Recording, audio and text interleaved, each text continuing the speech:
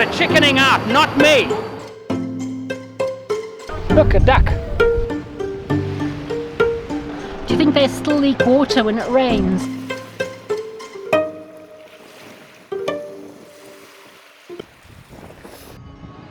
I am in Auckland, New Zealand, at the airport, waiting for Gwyn. But I've just been told I'm not allowed to film in the arrivals hall. Well, you're not allowed to take photographs at all in the terminal. So then why do you put these great big statues that are beckoning to be photographed? We're in Auckland. Yes, we have. We've arrived. So- we so- arrived separately, but we are here. We are here. So now, you don't know what vehicle I've organised. No, I don't. Okay. I want to see your reaction, actually. Okay. I think I see it. In a car full of anything other than this. Is it that blue 110 there? No, it's not. Not. Aren't you lying to me? Yes, indeed. It is a Land Rover Defender 110 with Land Rover's TDI 5-cylinder diesel engine. Cool. Hey, You like it's a long time since we've driven in one of these. Well, it's very different from what we're used to, which is going to make it very interesting and a whole lot of fun. Yeah, for sure. Wow. It hasn't changed a bit. Oh, I love it. Do you think they still leak water when it rains through the windscreen and down into the footwells What do you think? Probably straight out the dealership. Every 110 leaks, and most actually leak on the driver's accelerator pedal. If they don't, that means they've tried to fix it. Remember, no central locking.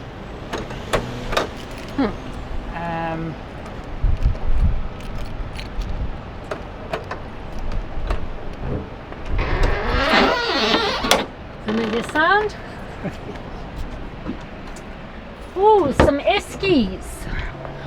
It's a simple way of camping. So in other words, there's no freezer, because a freezer, well, we're in New Zealand. We don't really need a freezer. So they were telling me that they had freezers in some of their vehicles, and really the people were more interested in having the space than having a fridge, because New Zealand's a very small country. So every kind of day or second day, you can get some fresh meat and fresh stuff in here when you just put it in the cool boxes. So that's why they don't have traditional fridges. Plenty of space, easy to pack, creaky door. Before Gwyn and I head off to explore New Zealand, time to do some reminiscing with some old friends. Very close friends of mine. When I was at school in South Africa, the Bradfield family, they moved to New Zealand, must be at least 25 or so years ago. And I came to visit them once, 17 years ago, and some of you would have seen an old video of mine when I'm launching a yacht with a Range Rover, and there's a guy on board that is drinking Castle Lager. Anyway, sorry. I love that. Classic. That chap is Charles, and he now owns this. How long is this boat? 32 years you've been in New Zealand, and the boat is 32 years old, and you've owned it for 10 years. Okay, so he's graduated from a little 21-foot homemade hull to this beauty. Hold on, I've got three waypoints. Yes. I've got the green buoy, I've got the stilts buoy. Yes. And okay. Then there's a boat, and then there's a boat with sails. Got it. Aim for him. Okay, so you want, okay, got it. You just aim straight for him, Right. as it is. Okay. And of course he's moving, so aim where he was. Yes, Okay. I've got a picture. Yes. I'm taking a waypoint of a lump on the hill. Yes. It's been a long time since I've done this, and never done it on such a large boat. Late on Friday, 5:20. This is cool. Everybody else is now going to have lunch, and I'm not. So when was the last time you and I were on a boat together? I'm afraid that was actually on Longfellow. It was on Longfellow. Yeah. And we would go away for, I think the longest was 6 or 7 days. Yeah. Good morning. non-stop, 4 guys on a tiny boat. Everything's fine except for the fact that there are 2 sleeping bags missing. 19 foot actually. It was a 19-foot boat. What a great memory that was. Which we had built effectively. Yeah. And so we had built the boat, made the mast, made all the internal fittings, made the keel, made the outboard engine, made the stove, which was a pressure primus. We made this tank, we brazed all the fittings on, and here is a normal primus burner. We made the searchlight because we travelled at night from a Coleman lamp and an old heater reflector which we put up front so that we could see where we were going as we sailed at night.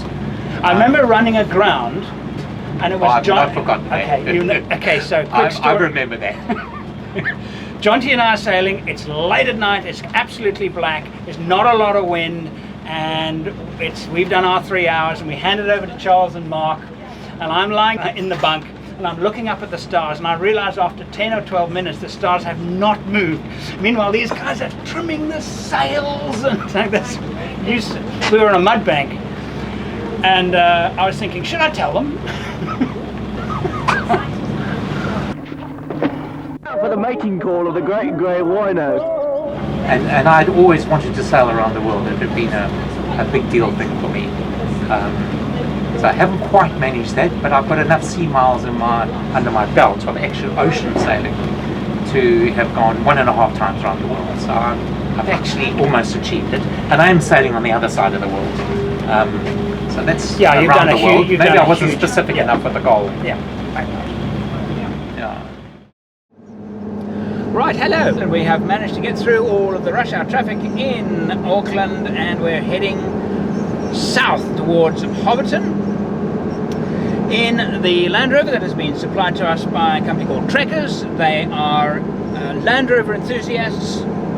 Actually, enthusiast is probably a bit too weak a word. Enthusiasts that rent out Land Rovers to Land Rover enthusiasts for touring around New Zealand, and that's exactly what we are doing. We're going to explore both the North Island and the South Island of New Zealand, and our first stop will be the movie set for Game of Thrones. Game of Thrones?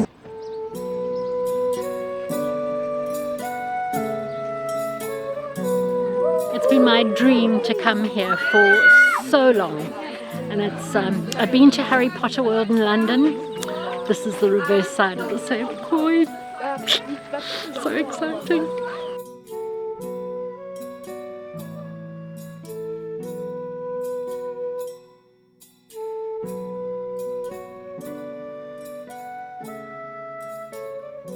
To me, the hero of Lord of the Rings was actually Samwise Gamgee.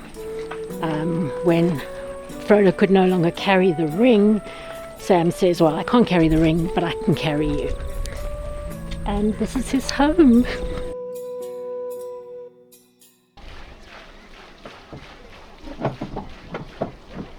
This is the set in Star Wars where they shot President Snow saying to Gandalf, one does not simply walk onto the Death Star. Look, a duck.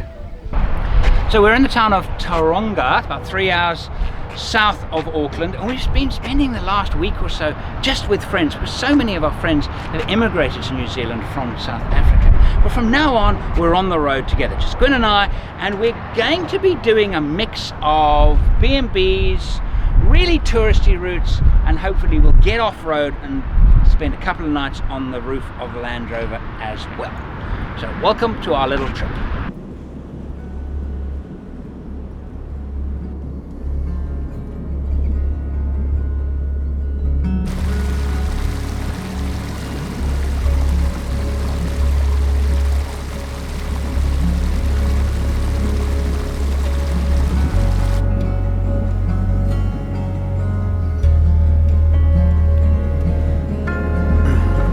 How do you like your eggs? I think in this lake you've got one choice, and that's hard-boiled. So there's a legend about this lake, but it's quite interesting how it parallels to the Greek mythology of Hades and Persephone. Anyway, so this is Lake Kui Rau, and it used to be called Lake Tawakahu, and it was cool enough to bathe in. Anyway, there was this beautiful maiden, Maori legend said, who used to come and swim here, and it was swimmable. The water was swimmable, and her husband said, that lake is hers, so hands off. But there was a Taniwa who lived here. Now, obviously, that's some kind of, I don't know the mythology well enough to tell you exactly what it is, but it was something evil. And he watched her, and eventually his lust got the better of him, and he grabbed her, and she was never seen again. So either she died of fright, so he must have been really frightening, or she was taken to his lair and never seen again. And the gods were so angry, they made the lake boil as punishment to try and drive him out of his lair. Similar to, right on the other side of the world, Persephone and Hades.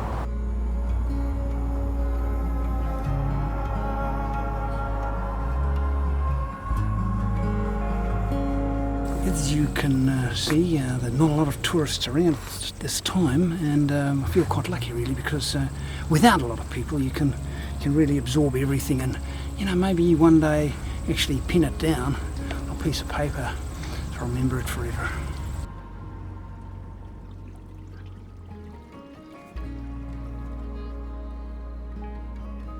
Now, New Zealand is full of tourists because it's so beautiful, but if you want to get away from the tourists and yet still see absolutely amazing places, you've got to do a lot of research, and you actually have to pay a little bit of money for those places, and this is one of them. More bubbling hot water to come. Rotorua bubbling baths had this sulphurous smell. This place smells distinctly of bacon.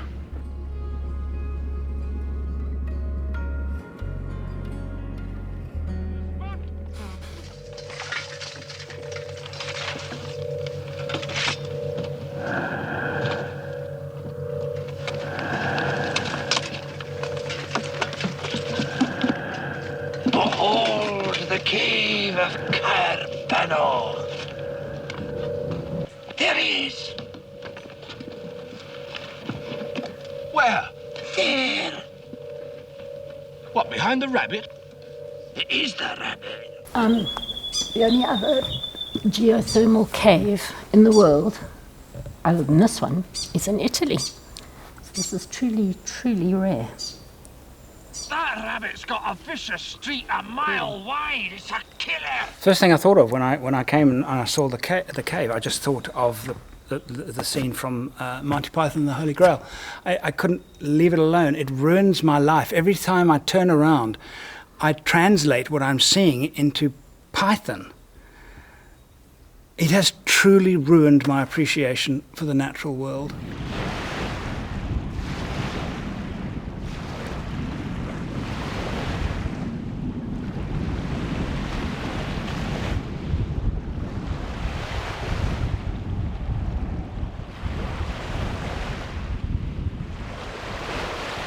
A duck. Lake Taupo, kind of right in the middle of the North Island, and arguably the most popular tourist attraction in all of the North Island. We've just taken a little lodge motel for the night, and what I'm hoping to do tomorrow or the next day is to actually do a four-wheel drive trail, get onto some rough tracks and actually camp in the wilderness somewhere. How easy is that to do in New Zealand? Actually quite easy. Alright, so we've just stopped up for a coffee. The weather forecast is rain for the next 24 hours stroke 48 hours all the way up north to where we're going. So and the thing is, with the camping equipment that is supplied with the setup, there is no protection from rain at all. So we'll just see how it goes. I mean, I really want to see the northern part of the country, so we're just going to push through the rain, and hopefully we'll get windows and gaps where we can do some filming. But if tonight it is bucketing down like this, we'll go and find another, not my first choice, but another B&B or something to at least have a reasonable amount of shelter and comfort. Hot chocolate break for me, flat white for Andrew, while we contemplate the joys of camping in rainy weather. However, I did get us some of these. Maybe we can find something of interest to do in wet weather while camping.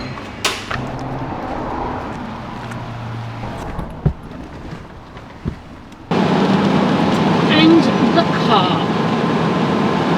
Oh, the Defender. The Defender is like driving an English allotment garden shed. If you can imagine an old English garden shed, and you imagine there's an old piano in it that has been played, you know, it was 40 years ago, saw it in a nice living room actually sounding good, but now it's been dumped in the shed.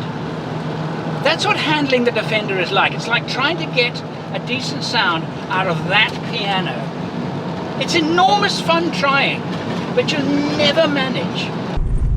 Clack of the windscreen wipers. We're going camping.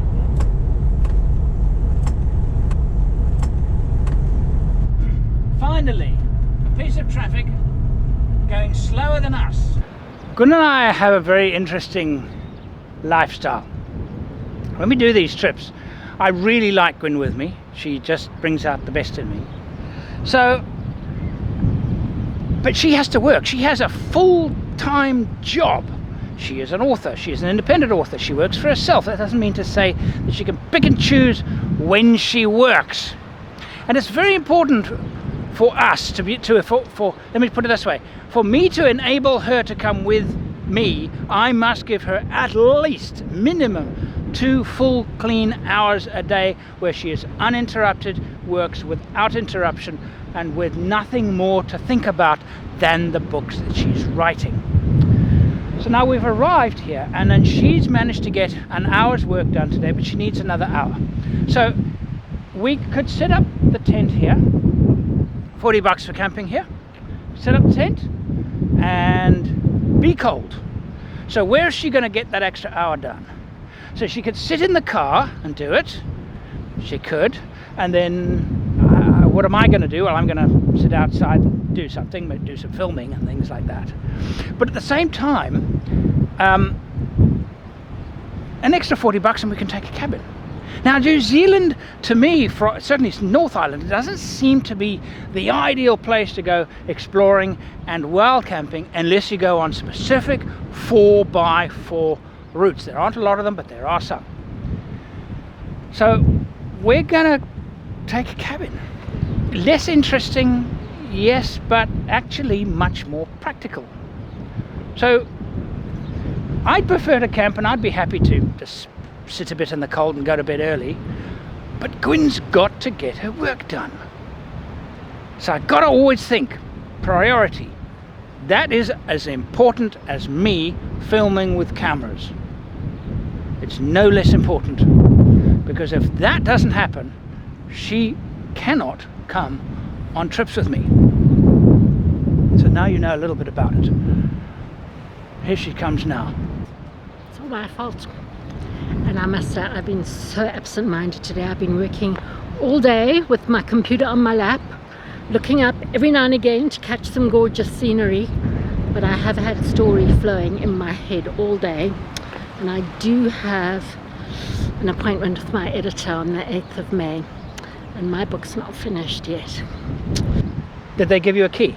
Yes, it's all open and waiting for us. Okay, well, I'll drive the car over. Or do you want to drive the car over? Actually, you should drive the car over. This is my punishment. No. I want you to drive the car over there. I have my reasons. Some serious leg bumps. I should drive this car every day. Just think how thin and soft like I'll be. Say that again, you. Okay, where's the road? Roads? Where we're going, we don't need roads. I think I need physio after that clutch. You drove 12 meters.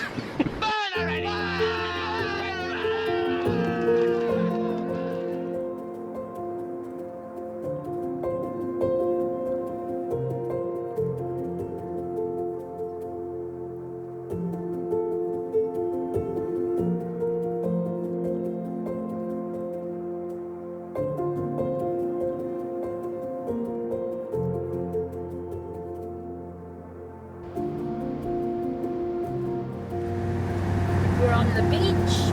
It's hard, it's firm. Andrew's saying the tyres are harder than he would like, but there's no pump in the car, so we're just going to wing it.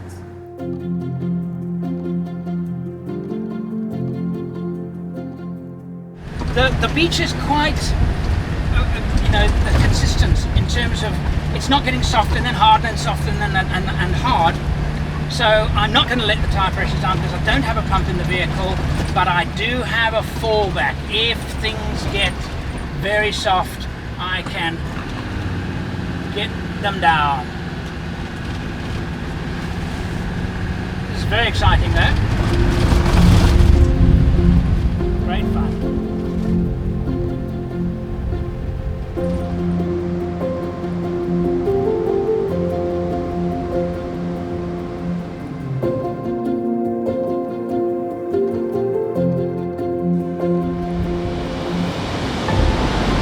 So from this beach goes on for it's about 80 kilometers or something, and I think that it's called 90 Mile Beach because I think the guy measured it was getting confused between kilometers and miles. Anyway, it's the same all the way up right to the top of New Zealand. So what we're going to do now is actually see if we can get to the northernmost point of New Zealand. That's what we're going to do now. Okay, ready to go. We are 20 kilometers from the northernmost point of New Zealand. Well, the northernmost accessible point to New Zealand. There is actually a bit of land that is further north, but there's no road leading there. And we're going to have a look around, take some pictures, and actually head straight back.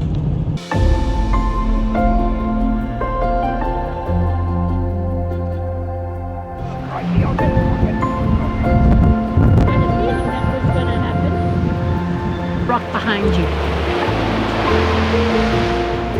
Trekker Adventure loaned us the vehicle. And if you are a Land Rover enthusiast and you want to take a Land Rover and you want to drive it around an unspeakably beautiful country, then call them right now.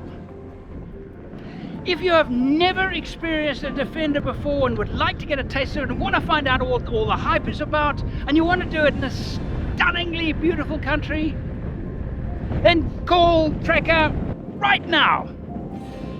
If you just want a car to drive around a stunningly beautiful country, well, phone them anyway and ask them what else they've got. But I wouldn't necessarily recommend a Defender, because let's face it, it's not the ideal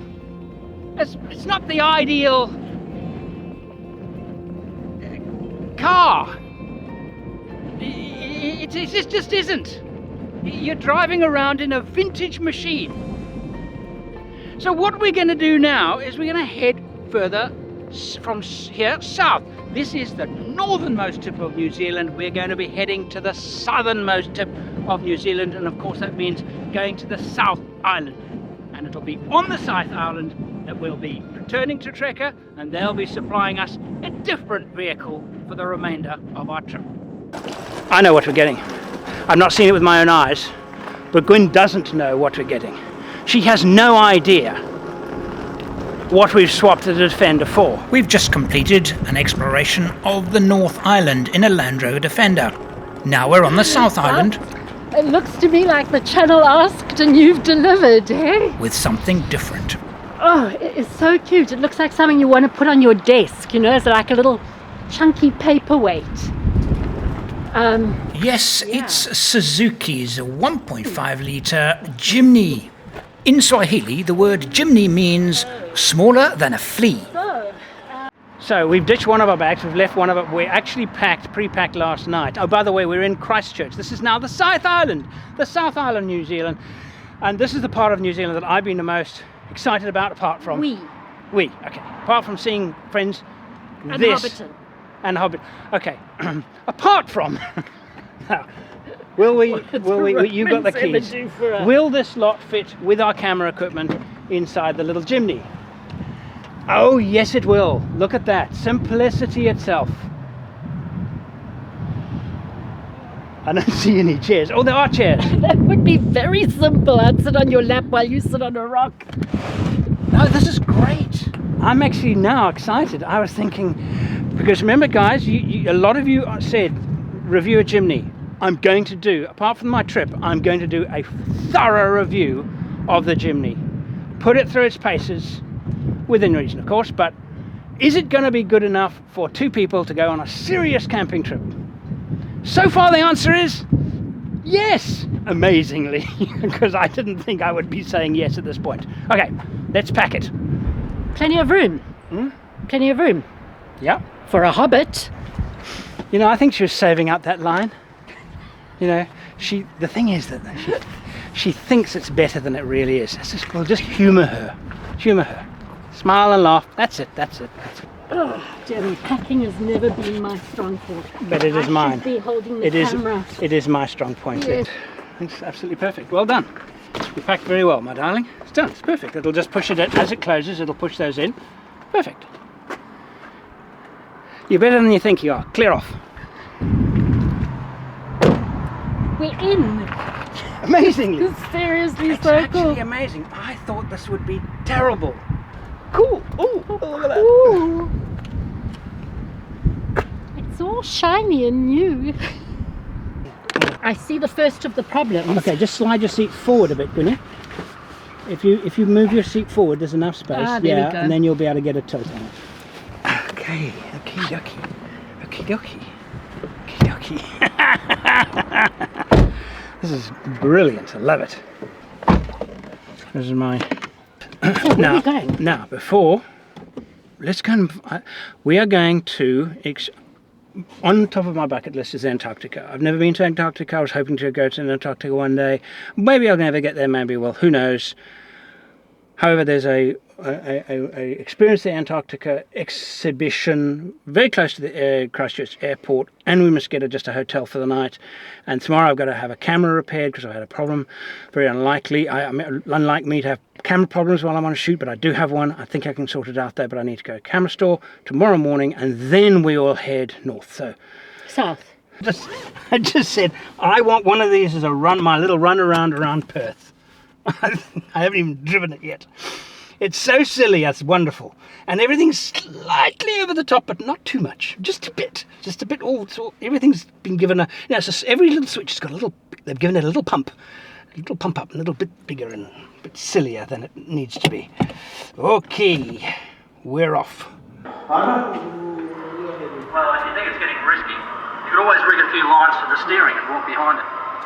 No sooner had I said the word Antarctica and we found ourselves in a Haagland tracked search and rescue vehicle used in Antarctica. They are here to take people for joyrides, simulating Antarctic conditions, like a crevasse.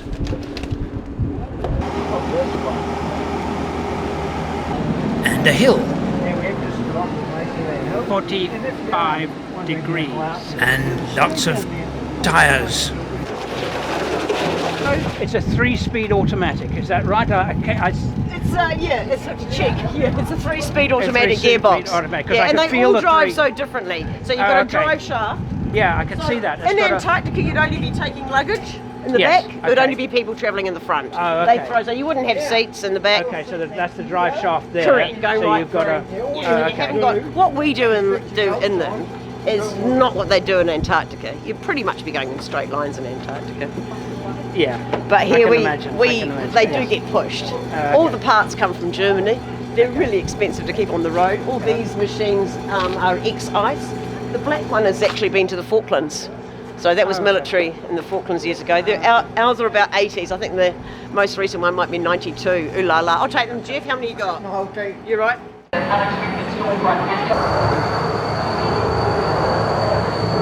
This is the centre's Antarctic simulator. Extremely cold.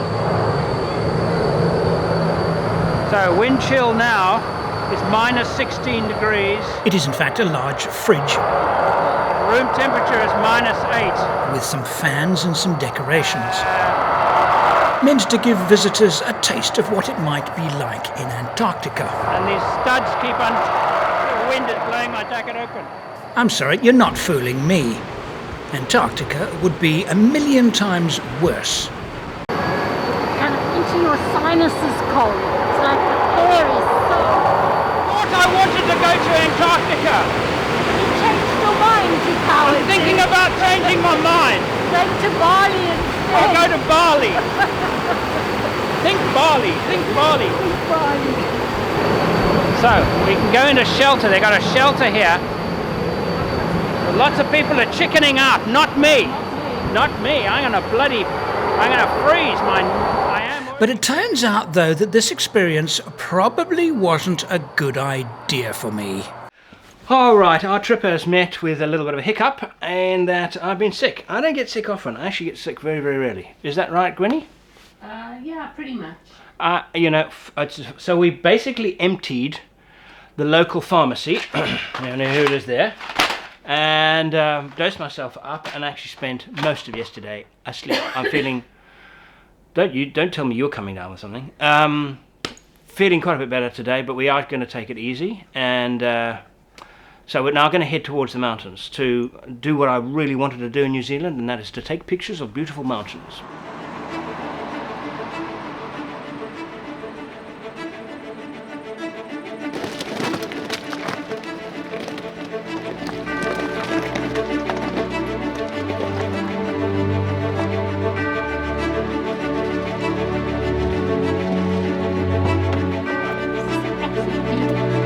Gorgeous.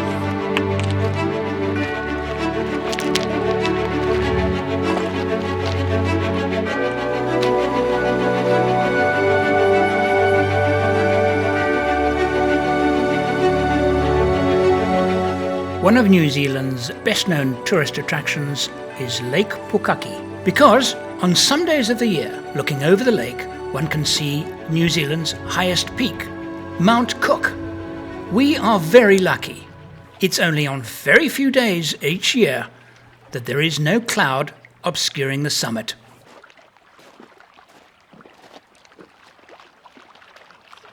Mount Cook is New Zealand's tallest mountain at 3,724 metres. That's 12,349 feet. Gwyn's name is Gwyneth, which is Welsh for what we're looking at over there. Gwyneth. Not a very large mountain. Gwyneth, I'm told, means the colour that the snow gets when the sun shines on it. Just like that. And the opaque, milky whiteness seen in the water is called glacial flour, fine-grained, silt-sized particles of rock generated by the mechanical grinding of the bedrock by glacial erosion.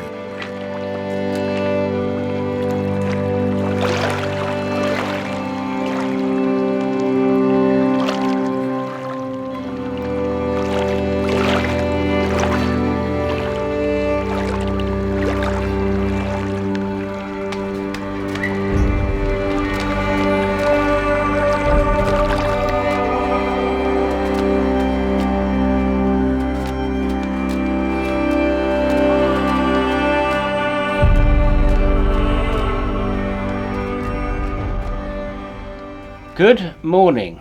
I have woken up with a horrible flu.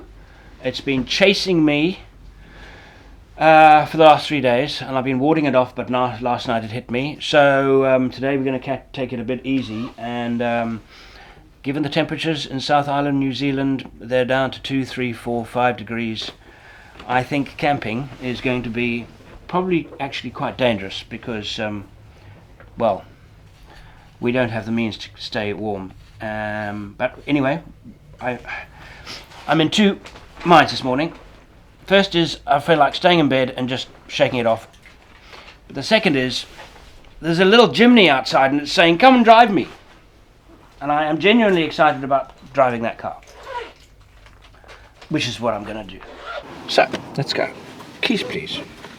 I don't have them. Yes, you do. No, I don't.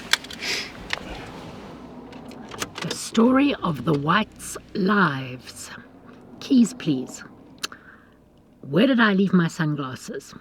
Do I have my wallet? Yeah, we're normal human beings. Back on the road, we are heading deeper into the mountains through the majestic rolling grasslands of the Otago Plateau.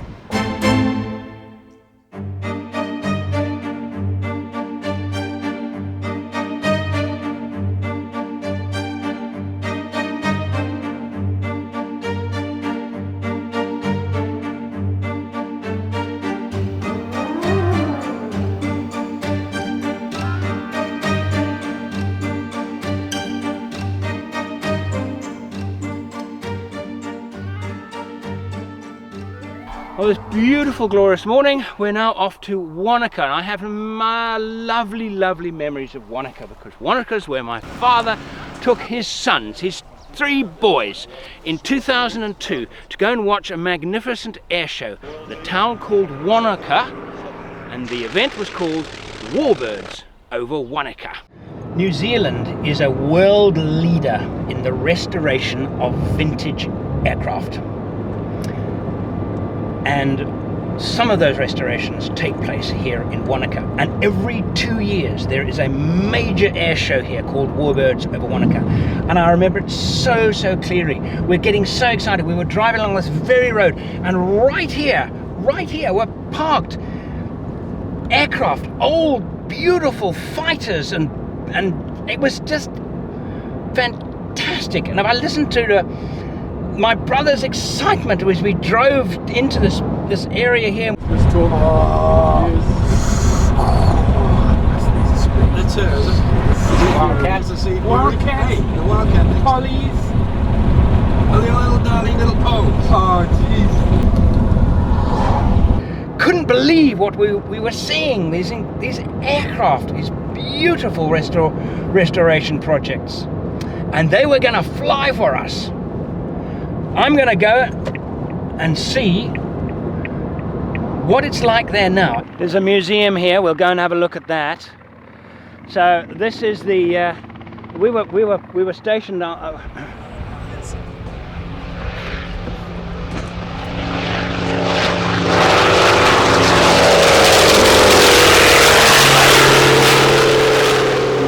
can see it's a busy airport. There's lots and lots of things happening everywhere.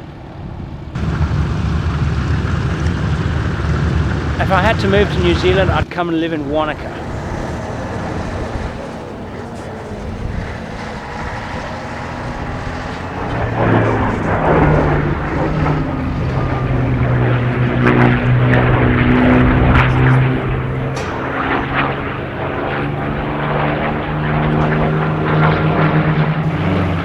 Can we live in Wanaka?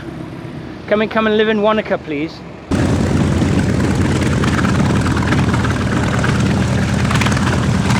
Please come and live in Wanaka. No. I mean, listen! I didn't want to be this long. Where would I come and see Endgame? Show me the cinema where I can come and see Avengers Endgame, and then we can live here.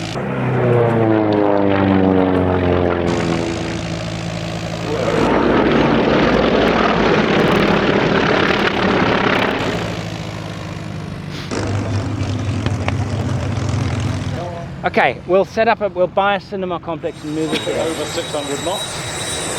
Oh. What's wrong with home movies? So now, you see here, you can't really see it very well, but the way the organisers operated the airstrip is very clever, because there's a big valley just the other side of the main airstrip. And what they'd do is they'd simulate dogfights, and they'd have the goodies flying Spitfires and Hurricanes, shooting down baddies. They were basically Harvards, and then they would plume smoke trails, and they would dive into the valley as if they were crashing. It was quite funny. It was a good show. It was a really good show. It's just by the by. It's pitching up here. But while the picture quality of the video that I shot back in 2002 isn't great, sound quality is reasonable, and you can enjoy that magnificent sound of the Merlin engines in all of their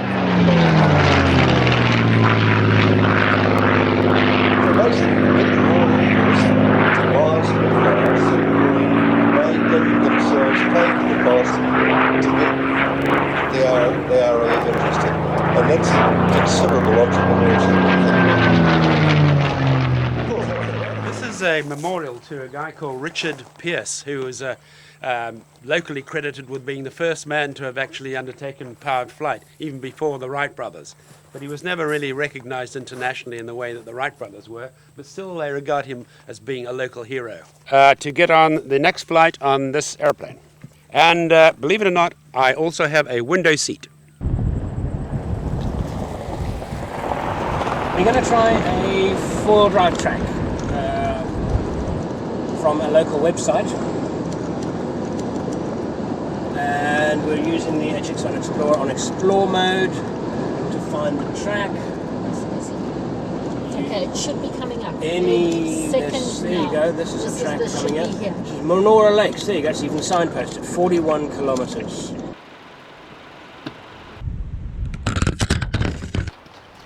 It looks like this is not just a four-wheel drive track. I found the Monora Lakes 4x4 track on 4x4explorer.co.nz. It's a website where you can access hundreds of four-wheel drive trails all over New Zealand, including GPS map downloads. It's a really great resource.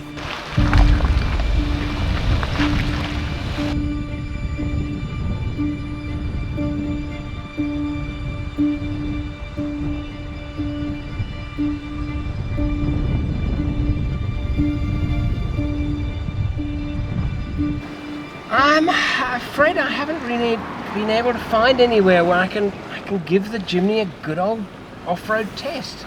Everything I've tried up to, I mean, this is a kind of level 3 trail, and it's just walking it, but it's not a difficult trail even at level 3 standards. It's not a difficult trail. So my conclusion is off-road, this thing will be an enormous amount of fun and will probably surprise a lot of people who might look down at it and, well, how can that possibly be any good? I actually think that in almost all terrains, with the exception of very steep climbs, this little JIMNY will do brilliantly. And the only reason why I say that steep climbs, short wheelbase vehicles traditionally struggle with steep climbs because the vehicle's weight pivots on the rear axle and it lifts and takes weight off the front, and therefore you lose traction. Apart from that, I think it's great. All in all, the JIMNY is an extremely likeable vehicle, with so many good points and so few bad ones. A full in-depth review soon on this channel. Time now to head towards the east coast and the high peaks of the Southern Alps. We are going to what is New Zealand's premier tourist attraction, the not-to-be-missed scenes of Milford Sound.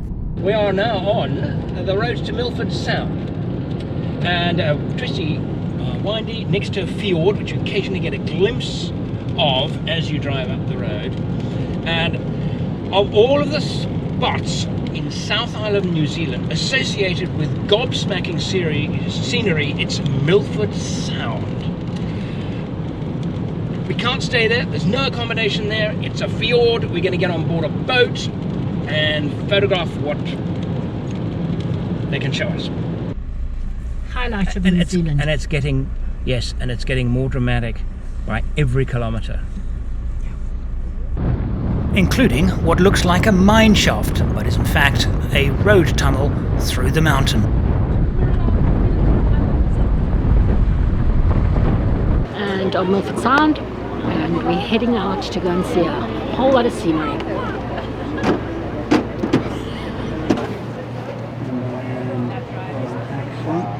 In case you all think I'm a complete pleb, I have run out of superlatives. New Zealand is now just scenery. There are just only so many words in any language used to describe this. There's only 150 birds. Only 150. Only found 2 offshore islands.